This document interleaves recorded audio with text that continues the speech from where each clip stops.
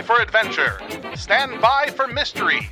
Stand by for the Icebox Radio Theater with Rum Runner Sue. You know, it's true. Life can be a little rough up here on the border. But at the same time, there's plenty of room for the genteel set if they've a mind to wet a line or shoot a deer. After all, part of the pleasure of living in Minnesota is the proximity of the wilderness.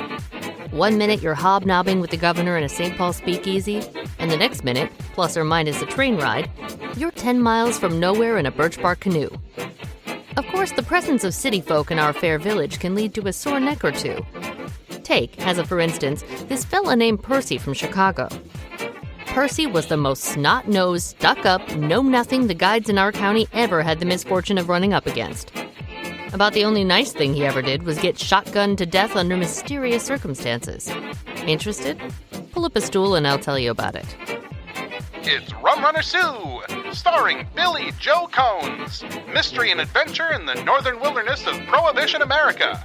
We'll be back with tonight's exciting story right after this.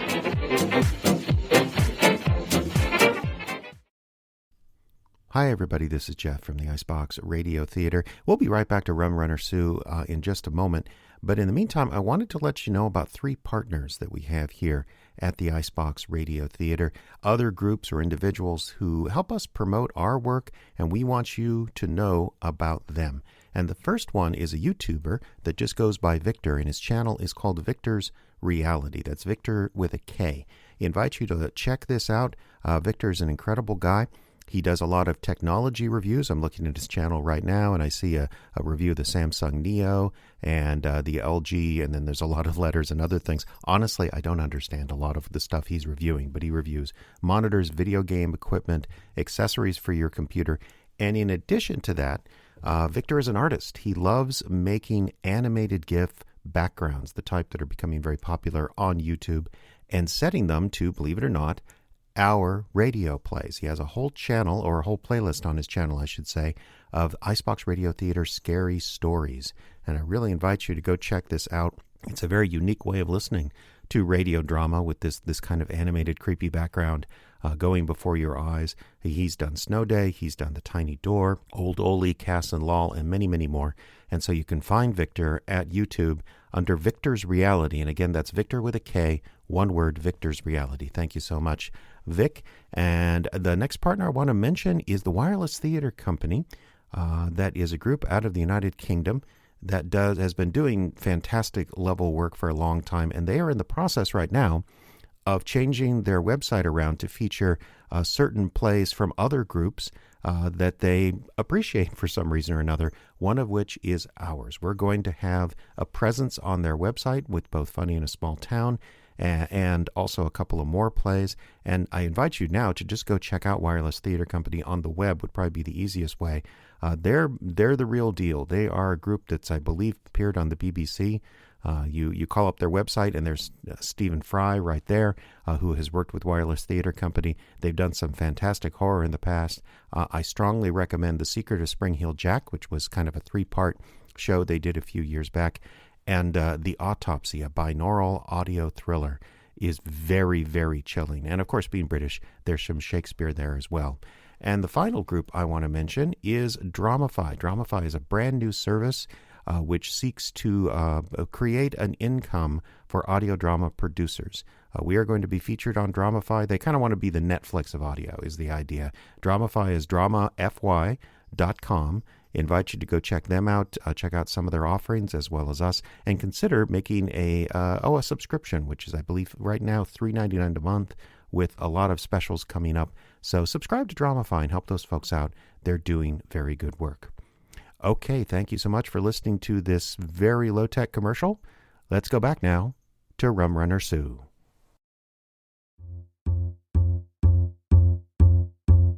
The year 1927.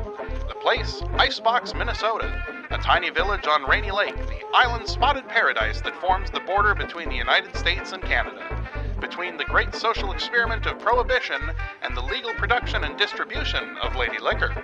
Just off Main Street sits a tiny establishment called the Deacon's Seat, home and throne room to the queen of these parts, the owner-operator, a beauty in checkered flannel and dungarees, Susan Conti, or as she's known in these parts, Rum Runner Sue.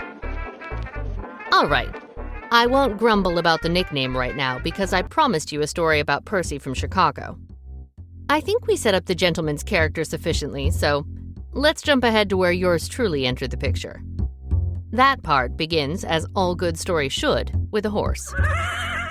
And with a particular young waitress and friend of mine named Mary Wills, who claimed a complete and total phobia of the noble beast. And as I've enjoyed nothing more than a good brisk ride since I discovered horses at age 11, I took it upon myself to cure Mary of her fear. So we borrowed a couple of local nags, Spirited for me, Placid for Mary, and commenced riding. Whoa! Oh! Or in Mary's case, flying. Ow! Are you all right? I think so. Are we done riding? No. Well, then I'm not all right. Gosh sakes, Sue. What did I ever do to you to deserve this? What do you mean? What did I do? Made me come horseback riding?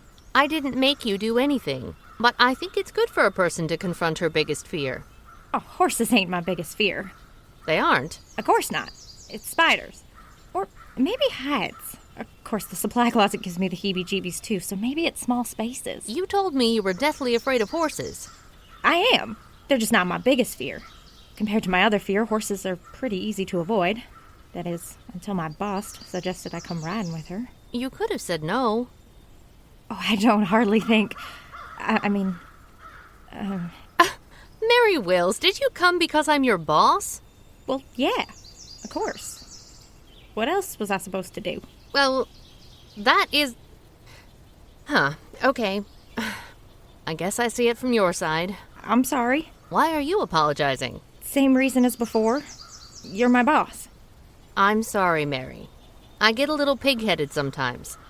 When I was a kid, I expected everyone to play the games I wanted. Used to get furious when they wouldn't. Does that mean I don't have to ride no more? Well, we have to get these horses back to the barn. Judd Lewis loaned them to us as a favor. I can walk mine back, can't I? I think we've come about 5 miles today.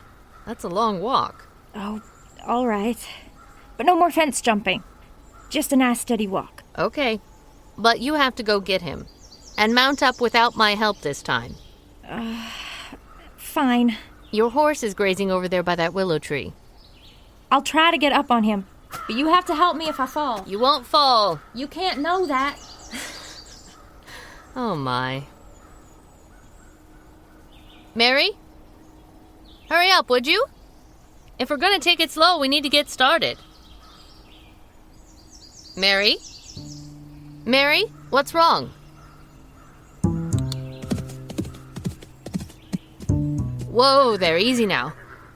Mary, what's wrong? Your horse is still over there. Sue? What is it? It's not what. It's who. Laying there in the grass. It's that Percy fella from Chicago. Uh-huh. And someone put a hole in his chest.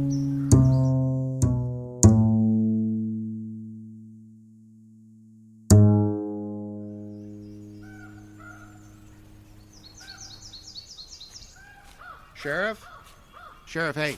Hank said he'd bring the car around. Take the body down to the hospital in about 5 minutes. Fine. Thanks, Fred. Yes, sir. They're going to be okay? Who, the girls? They'll be fine. Go up to the road and wait for the car, would you, Fred? Oh, sure thing, Sheriff.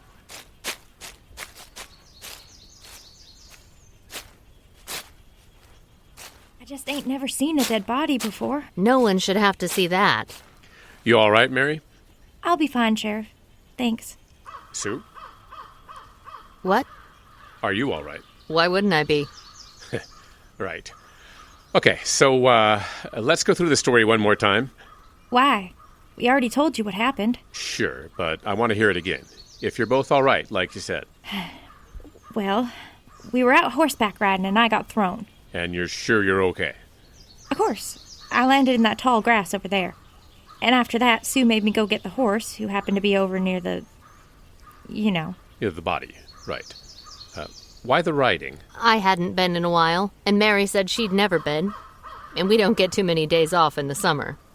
Pleasure excursion, huh? That's right. Something wrong, Beau? Nope. Go on.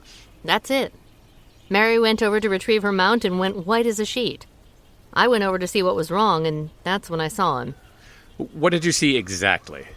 Percy Parkinson, laying where he is now. Only without the sheet over him, of course. Of course. And it was all set up like this? You didn't touch anything? Not a thing. He was planning a campout, obviously.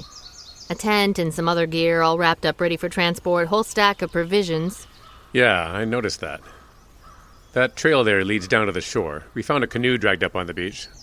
Looks to me like it was headed upriver. For a week at least. What makes you say that? Well, Beau, I don't know much about crime scenes, but running a restaurant makes me an expert on groceries. That provision cache is substantial. I see bacon, flour, a whole crate of eggs. It's enough for a week in the wilderness for 2 people.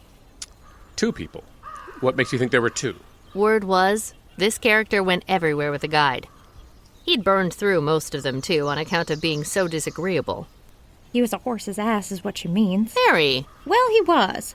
The boys at the deacon seat all said so. He bossed men around like they were his personal slaves, never listened to the guide's advice, and then blamed them when he couldn't catch anything. So he hired more than one guide, is what you're saying? That's right. The boys passed him around like a bad penny. No one could stand him for more than a day or 2. Do you know who his last guide was?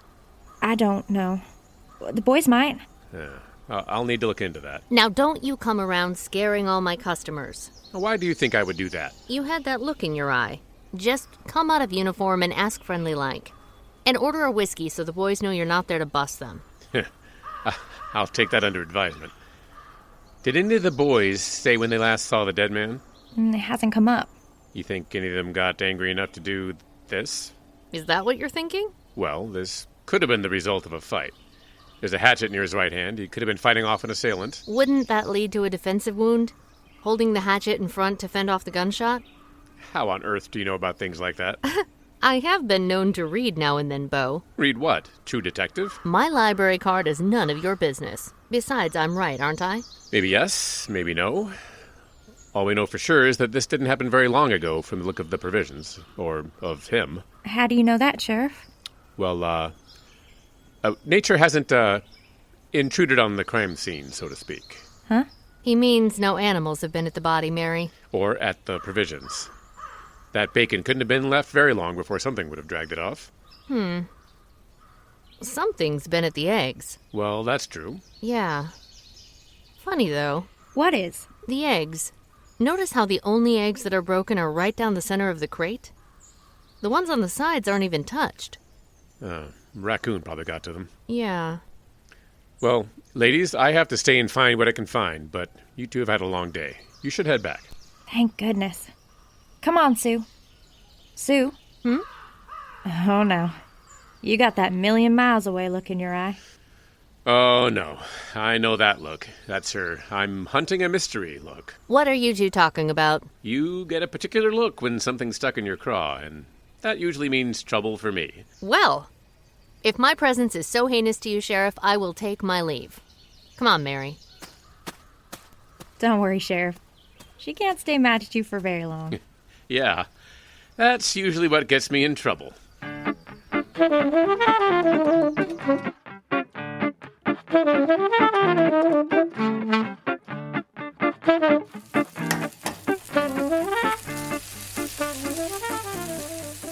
Sue? Harry asked if you could wrap up 2 of those corned beef sandwiches for his lunch. Sue? Sue! What? Oh, sorry, did I answer silently again? So you heard me about Harry's sandwiches? Right, Harry wants 2 roast beef... Corned beef. Right, I got it. You are really distracted this morning. I know, I'm sorry. It's that tourist murder, isn't it? Have you asked the boys about it? I put it in the rumor mill, but they're all a little reluctant to talk around here. They don't want to finger one of their own. What do you mean? Well, the boys all know about you and Beau. There is nothing between Beau and I. You keep saying that, but you're not very convincing. And what's it to them anyway? Work it out, Sue. The boys don't want to tell me who Percy's last guide was, because I'll tell you. And you'll tell Beau, and the guide will end up in the electric chair. We don't have capital punishment in Minnesota. You know what I mean. And a life sentence in a cell is a death sentence for these boys. They're outdoorsmen. They wouldn't last 2 years in a cage. So they're not talking, is what you're saying? Nope. Well, I don't understand it. Don't they see how bad it could be for them? What do you mean? The rich folks from the cities can go to some other lake, you know. Then where would our boys be? Percy didn't come up from the cities. My point stands. If word gets out that a fisherman was murdered on this lake and the local authorities couldn't do anything about it, our boys are going to lose customers. Do you think it was one of our boys done it? Well, I don't know. If they got liquored up enough and angry enough, maybe. Well, if it did happen that way, I'm sure Percy deserved it. Mary! That's an awful thing to say. Well, it's true. He was mean and looked down on folks and had a big mouth. I had to wait on him once. It was terrible. What did he do? I'd just as soon not say. Mary? Somehow or another, I guess he found out I used to work at Madame Rose's Joy House, and he started making some very untoward remarks. You don't need to stand for that, you know. Oh, I didn't. I put too much pepper in his eggs. Can't say I blame you, but I wish you wouldn't involve my cooking in situations like that. Spitting them, too. Yes, you haven't... No, I've never done it before, and I'll never do it again. That's a promise. Good. Next time a man gets fresh, I'll just brain him with a frying pan. You know, for some reason, that sounds better. I think so, too. But honestly, Sue, I don't think any of our boys would have done it. Why not? Well, all the reasons you said about losing trade. And they found that hatchet next to him. What's that got to do with it? I can't see one of our boys stepping into a fight with a hatchet. You know how slow they are to act. If it wasn't one of ours, then who was it? Well, we don't know much about Percy, do we? Just that he was from Chicago and rubbed folks the wrong way. And couldn't fish worth a damn. Hey, one of the boys said he used to yammer on about being a bigwig in some insurance agency. Insurance, eh? What is it? I lived in Chicago for a spell and knew a man who was in insurance. Maybe it's time I look him up.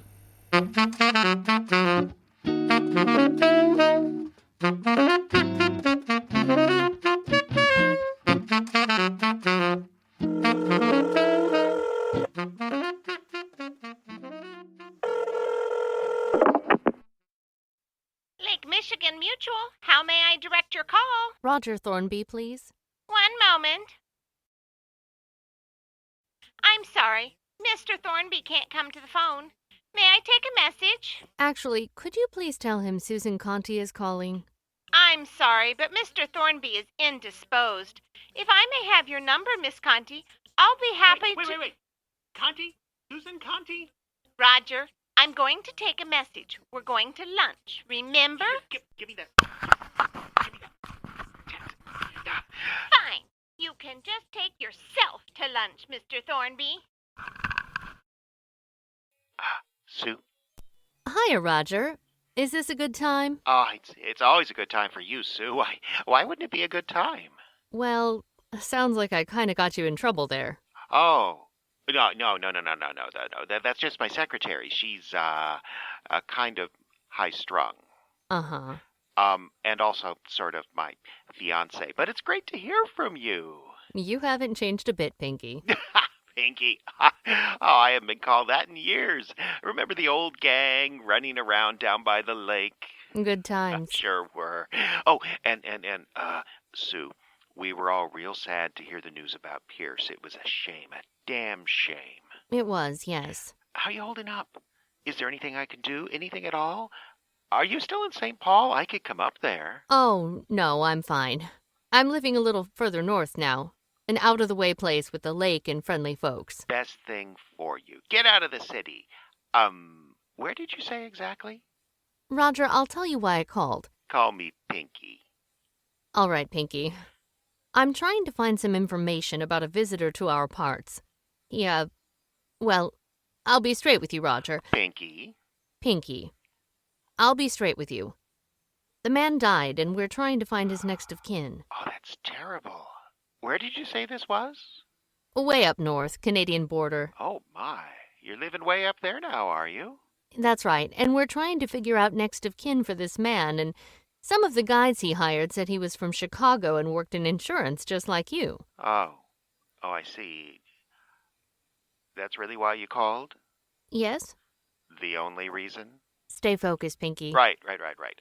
What's the man's name? Percy Parkinson? I'm sorry, say that again? Percy Parkinson. Did you know him? Well, yeah, I mean, Chicago insurance is kind of a small town, and we all know each other, and we all know Percy. He leaves quite an impression. He left quite an impression up here, too. Yeah. You say he died? That's right. Under, mysterious circumstances? Why do you ask? Nothing at all. I'll tell you what, Pinky. You're a friend, so I'll spill the beans. You will? Percy Parkinson was shot. He was? Yes. Dead? I'm looking for his next of kin, remember? Oh, right, yeah. What can you tell me about him? Well, he worked over at Lincoln Life, quite high up, I believe, and, You can tell me. Go ahead.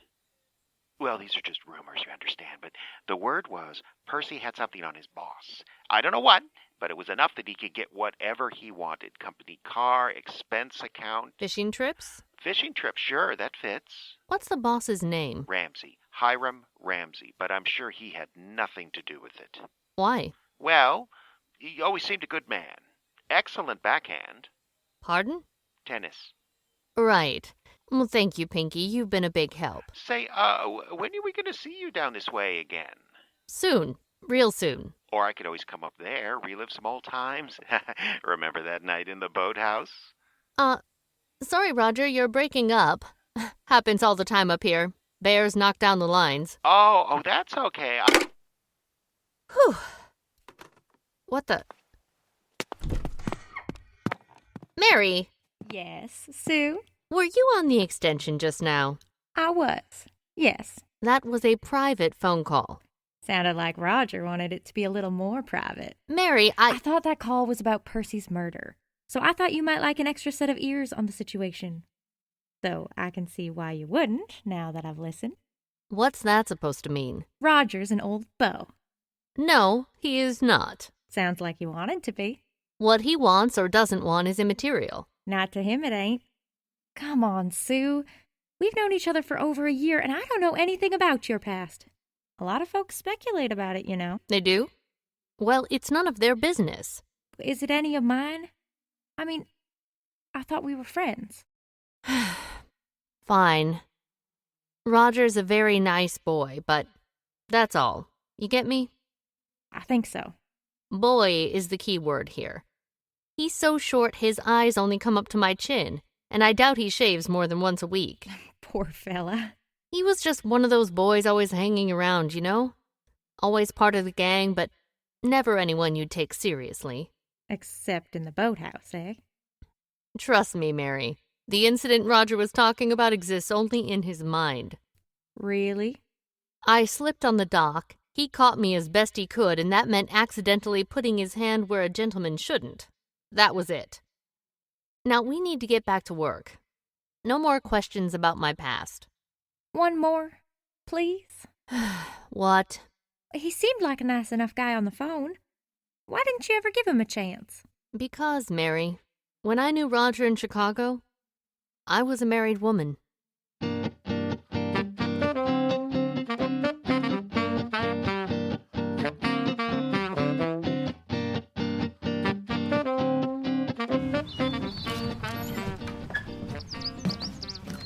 Beau! Sheriff! In here, Sue. There you are. Quiet around here. Yeah, I got my boys out looking. I got some news. Oh? I have an old friend in Chicago who knew our dead man. Said he had some trouble with his boss, serious trouble. That's so. Yeah, but when I tried to call the boss, his office stonewalled me. You're going to need to follow up, Beau. I can't issue warrants and the like. Well? Well, what? Well, why do you just sit there like a sphinx? Susan, what have I told you before about meddling in police investigations? Meddling? How dare you? Now, don't be like that. You've asked me to help out more than once, and I always have, never asking for anything more than a little gratitude. I can see now even that price is too dear. Your business is a central gathering place for folks from all over. It's only natural that I ask for information from time to time. Oh, and that's all I am, do you, huh? A secretary taking minutes? What do you want to be, a detective? Well, no, not as such. But don't you dare sit there and tell me I haven't helped out around here. All right, I admit it. You've got a good head on your shoulders and keen insight. Thank you. But you're not a cop.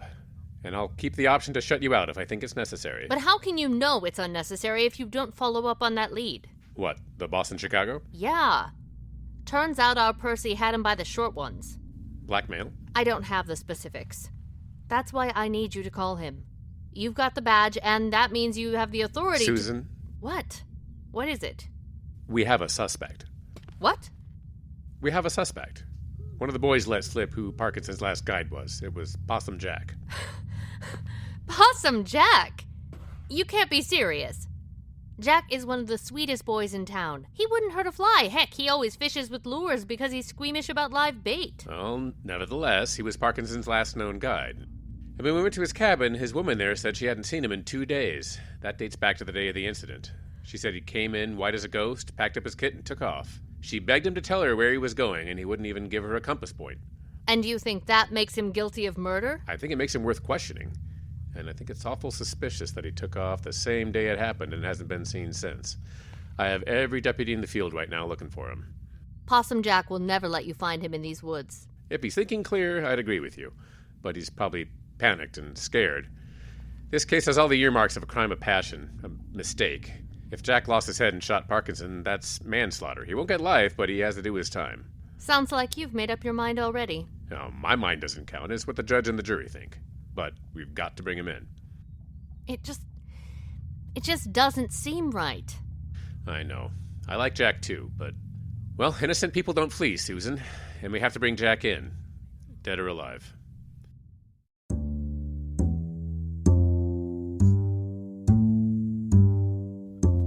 I left Beau's place feeling a little bit of every emotion in the book. Angry for what Beau had said about not needing my help. Scared for Possum Jack.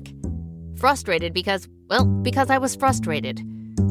This was turning out to be an impossible situation, but I couldn't leave it alone. So I found myself hiking back to that spot in the woods where we found Percy Parkinson's body. The scene had been cleared out by then. We hadn't had any rain, so you could still make out the indentation of the body in the grass. Other than that, there was nothing to suggest that anything out of the ordinary had happened on the spot. I went all over it, getting mud on my knees several times trying to find something, anything that might explain what had happened that day. I couldn't find anything except for a small imprint under one tree. There was enough shade under that tree that the ground had stayed muddy, and in that patch of mud was the mark of a shotgun or rifle butt. Obviously, someone, probably Possum Jack, had leaned his gun up against the tree. That sunk me even lower. Here was proof that Jack had had his gun with him. Possum Jack couldn't have done it.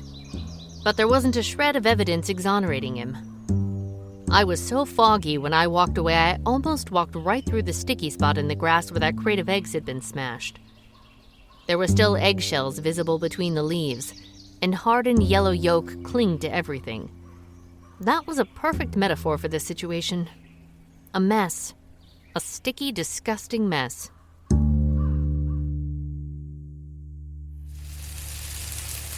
Sue! Oh, thank goodness. Anderson brought in his logging crew for breakfast, and I can't do it all by myself. What?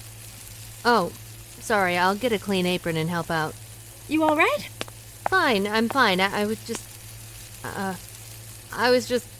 went out to the scene. The what? You know, where we found the body. What did you go out there for? I don't even know. I talked to Beau, and he's convinced Possum Jack's a murderer. Yeah, I know. You do? How? I just found out myself an hour ago. Rumors fly fast in a small town. And some of Anderson's loggers ran into a deputy out in the woods, and he told them to be on the lookout for Possum Jack. Do you know him? Possum Jack, I mean? Sure, a real sweet guy. Kind of quiet, but always real polite to me. You never knew him to lose his temper, maybe get into a fight now and then? No, never heard tell about that. And when he comes by here to partake of our underground menu, it's always just one whiskey and then off home. This one's got me stumped. The worst part is I feel like there's a solution staring me right in the face. I hate that feeling. I hate that feeling, too. You get it often? No, but it sounds terrible. Mary! Mary! Hey, hello, Sue. Hello, Anderson. Say, what about them flapjacks? I got a hungry crew out here. Hold your horses. They're coming. Sue and I are having an important conversation. Oh, that's so? Playing detective again, Sue? What do you mean again? Oh, I don't mean nothing by it. It's just the whole town knows you solved Sheriff Beau's cases for him. The town thinks that? Well, the men anyway. The women think you're throwing yourself at him and using the detective work as bait. They think I don't even know how that would work. Anywho, whatever the case, flapjacks, ladies. These boys are about ready to bite into your furniture. I said hold your horses. And you don't have to worry none about Possum Jack. They cornered him this morning. They did? Yeah, out at his cabin. One of the deputies stopped by just now. Said he had to get more ammo. They're shooting at him? Well, not yet, but he said Jack was plenty jittery and they want to be ready. Would you get out of my kitchen so I can cook? All right, Mary, all right. But hurry with those flapjacks, huh? Hold your horses. Sue, I know you're the boss and all, but if you don't lend a hand here, I swear to gosh, I'm gonna... Oh, I'm sorry. I'm so sorry. My head's just in a fog. Poor Jack. Poor us if we don't get those lumberjacks fed. I'll start up a new batch of batter while you work the... Oh, gosh darn it! What? What's wrong? I dropped an egg. Well, don't worry about it. We have plenty. And a single egg doesn't make much of a mess when... it breaks. Sue? Eggs. Yes, and flapjacks and sausage and bacon as soon as possible. Eggs! What are you talking about? Eggs, Mary, eggs! The eggs were near the tree. All right. The eggs were right next to the tree where Possum Jack leaned his shotgun. The butt print proves it. Butt print? Yes. Well, you're better educated than me, but I thought police only took fingerprints. Oh my gosh, the police! What? Beau, they've got him cornered. I gotta get out there. What? Aren't you staying? I gotta get out there before someone gets hurt. Okay, but could you do one batch of flapjacks first? Well, shoot.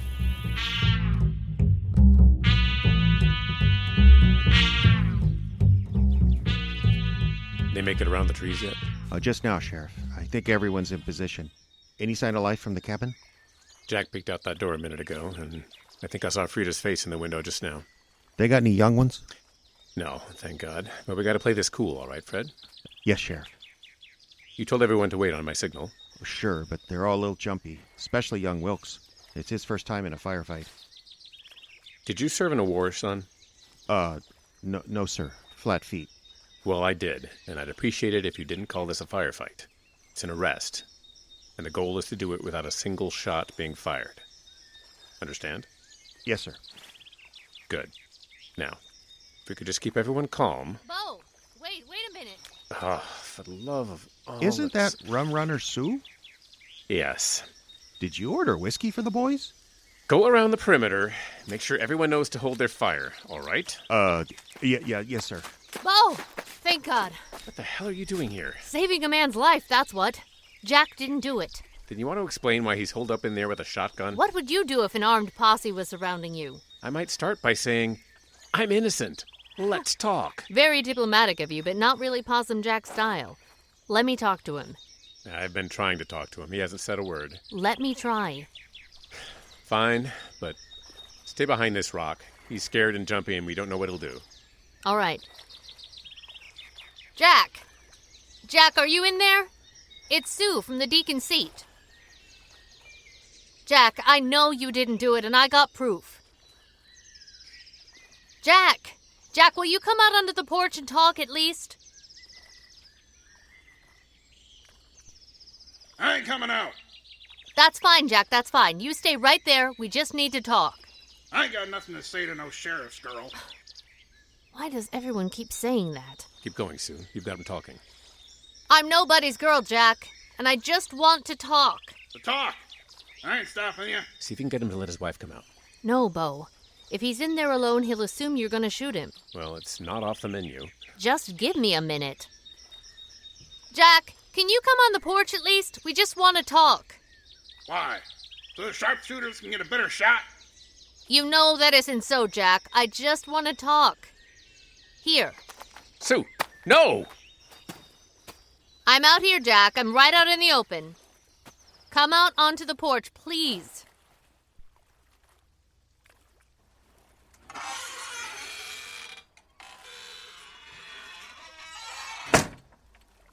All right, then, talk.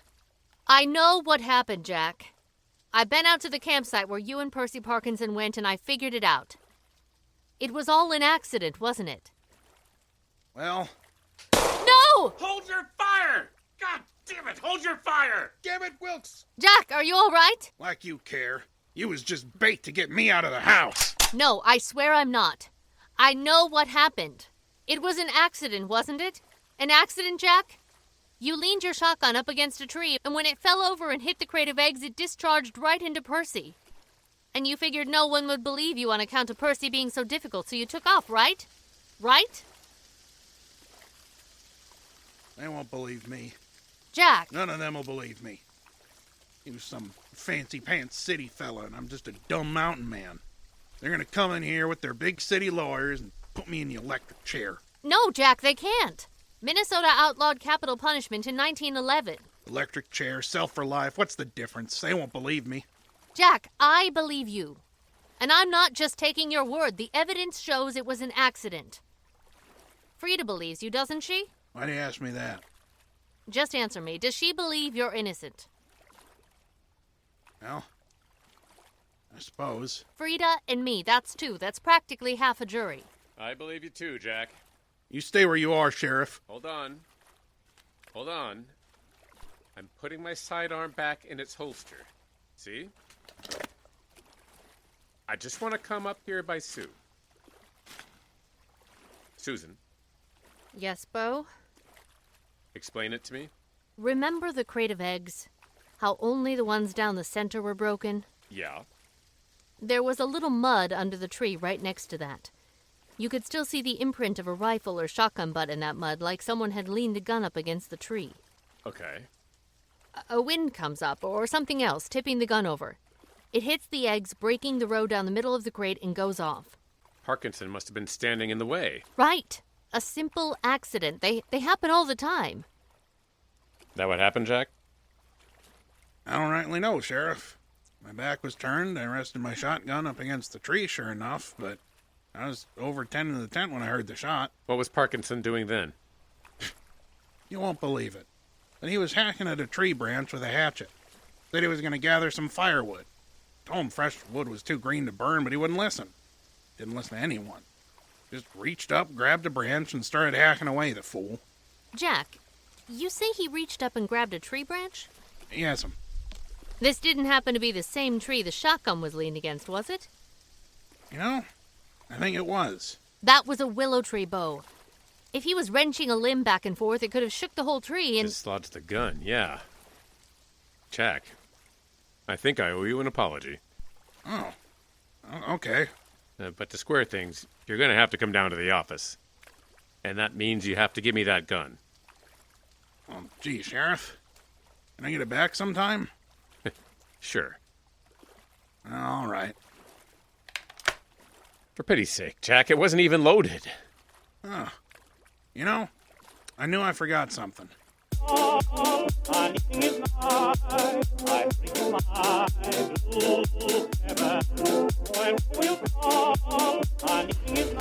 Are you sure Jack will be okay with your boys? Wilkes looked like he was ready to start shooting. He gets a little wound up sometimes, but he knows his duty. Jack will be fine. Does he really have to spend time in a cell? Just overnight. The inquest is tomorrow, and with his testimony and yours, I'm pretty sure we'll get a verdict of death by misadventure. Unless Percy's people want to make a stink. I got the impression Percy doesn't have any people. Well, if we do need some more time, I don't think Jack's a flight risk. Especially if you tell him to stay in town. He respects you. Well, here you go, Sue. In for a drink? Don't mind if I do. It's been a day. You got that right. Might even partake myself. I swear I didn't expect living here to be so exciting. Sharp contrast with where you lived before, is it? Maybe. One of these days, Sue Conti, I'm going to find out about your past. Get in line. Oh, Mary. Hello, Sue. Sheriff? Mary? You all right? Why on earth wouldn't I be? I just had to make breakfast for 30 men all by myself. All the yelling and cussing and such. I tried to keep order, Sue, really, I did. But they're lumberjacks. They need a firm hand. Right. And the threat of violence, well, swinging a cast iron skillet does wonders for restoring order. Did anyone get hurt? Maybe. Some of them lit out of here pretty quick, and there might have been a pile up on the doorway. I don't really remember. It's all a fog. Are you all right, Mary? You seem calm. Yeah, frighteningly so. Yeah. Calm? I guess I am. Calm. Yes. Should I get the handcuffs? Or a butterfly net. So if you don't mind, Sue, I'm gonna go lay down for a bit. Sorry, I'm leaving you with the mess. That's all right. That's no problem. I'm so sorry, Mary. I completely forgot about you. Yes, lay down. Yes. I just stared down a man with a gun, but that was the most frightening thing I've seen today. What do you mean? Well, Beau, Jack's gun wasn't loaded, but Mary could go off at any time.